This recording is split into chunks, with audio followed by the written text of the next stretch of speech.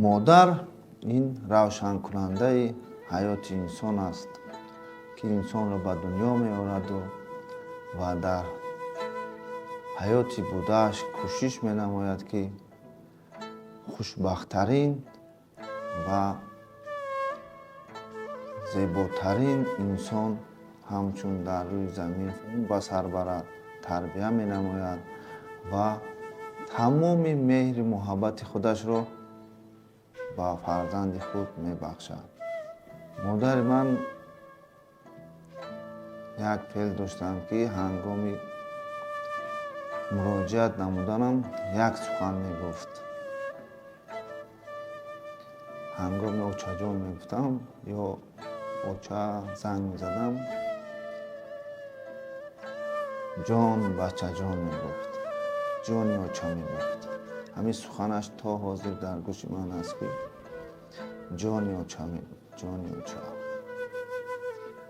تمام مادران هنگامی که فرزند بیمار میشند یا به یکم مشکلی میافتند، آنها تیارند که جان خود را فدا نمایند و در همه حیات زندگی من فکر میکنم که مادر آماده است که جان خود را برای فرزند فدا نماید.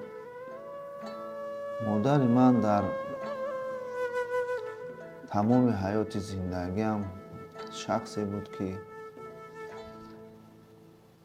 برای من نصیحتگر بود، راه نشان میداد و در تمام مشکلی های زندگی در برم بود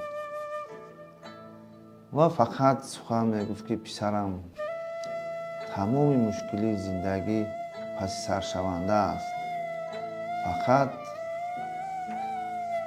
صبر و طاقت انسان را به همه چی میرساند. اگر که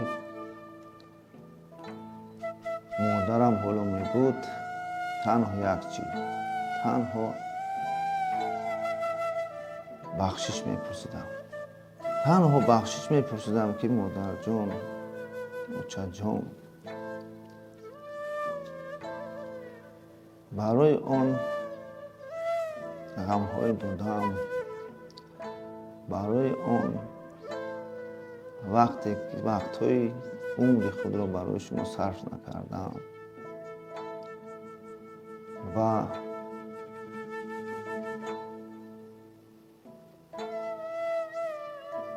برای آن چیزهایی که برای مادرم کرده نتوانستم، تنها عذر میپرسیدم. خلاص از لحظه که مادر رو از دست دادم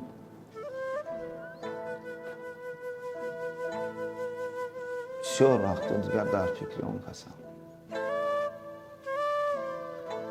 و بسیار افسوس میخورم که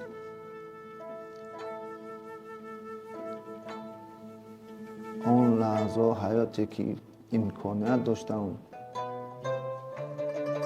با کارهای شخصی خود مشغول بودم و با مادرم وقتم رو نگذراندم. اما بسیار خوشبختم که تا وقتی بودند با همراهی من بودند. ما یک جویه بودیم، در یک خانه بودیم، یک جویه زندگی میکردیم. این لحظه هر لحظه هر وقت پیش رویم میاد. راستی گفت هر سحری که از خانه برآمدن میشم یا هر لحظه که بیگاه به خانه برمیگردم، هر سحر دعا کنیش رو و هر بیگاه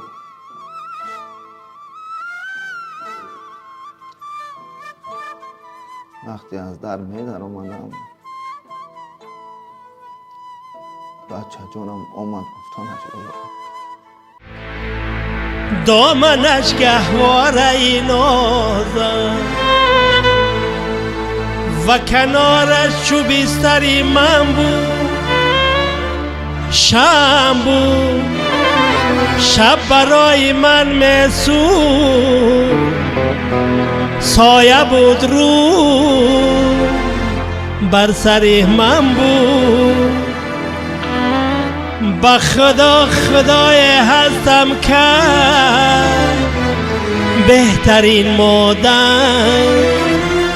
مادر من بود.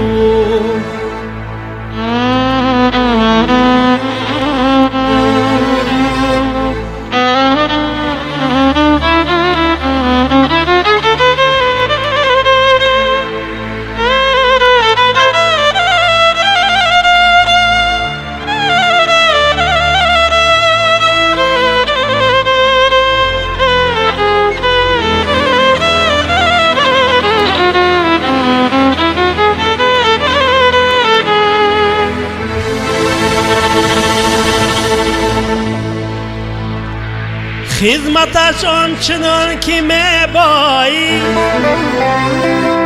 کردن ما نتانستم. تاج بود آفتابم بود تا نرفت از سرم ندانستم. با خدا خدای هستم که بهترین مادر من بود.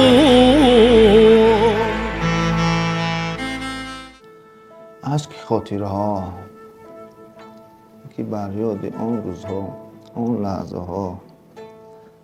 آن لحظه های مهربانی مادر که از کودکی تا به امروز در یاد من است.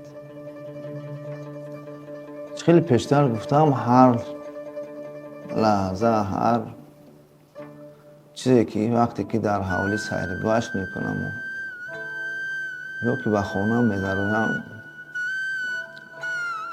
هر لحظه احساس میشم، هر لحظه، هر یک کاری، هر یک روزی، همه وقت اون لحظه و فکرم که در جایی که مادر گشتن، زندگی کردن، سخن کردن، وقتی که اونجا میشینی هر لحظه را یاد میکنی، هر نشسته رو، هر یک گفتارهایش رو، چی میگفتند در زندگی، در روزهای عید، در روزهای خرسندی، در روزهای زیقی، با هر یک سخن آن کس پیش رو میآید و در فکری وی، در یادی وی میشه. تا لحظه ای که مادر بودند هیچ باوری نبود که به اینقدر زودی مادر رو از دست میدیم. اما افسوس، صد افسوس، راستی گفت و فکرم تمامی هستیم رو، تمامی بودم، اما افسوس که نیستم، افسوس. و فکر من بسیار آرزوها داشتند، بسیار آرزوهاشون رسیدند و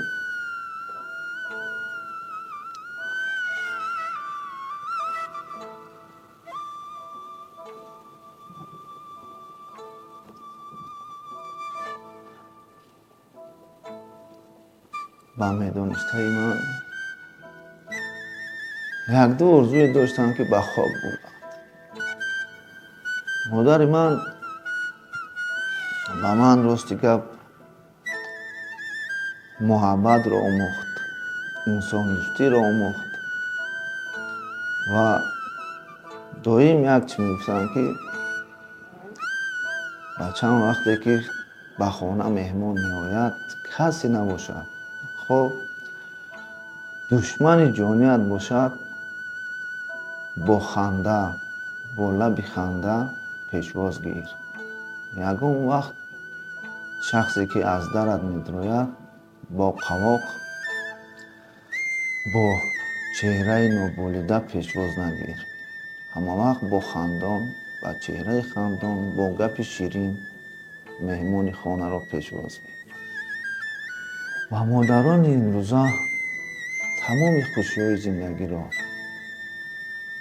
орзу менамоям, ки тамоми модарон хушбахт бошанд ва дар зиндагӣ ягон вақт хории фарзандро набинанд. Чунки модарон тамоми зиндагӣ, тамоми умрро барои фарзандон сарф мекунанд, дар фикри фарзандон ҳастанд ва ҳама вақт умед доранд, ки фарзандашон хушбахт бошад, саломат бошад, накӯб бошад. орзуи онро дорам, ки ягон тай модарон хории фарзандро набинанд дар рӯи замин. ҳоло вақте ки худамон фарзанддор шудему зиндагии мустақил дорем, он суханҳои модарро ёд карда фикр мекунам, ки дар ҳақиқат он суханҳои ҳақиқат будааст, ки имрӯзҳо мо дар сари худ мебинем, рафторои фарзанди худро дида он суханҳои модар қатъӣ мо онҳоро насиҳат мекунем.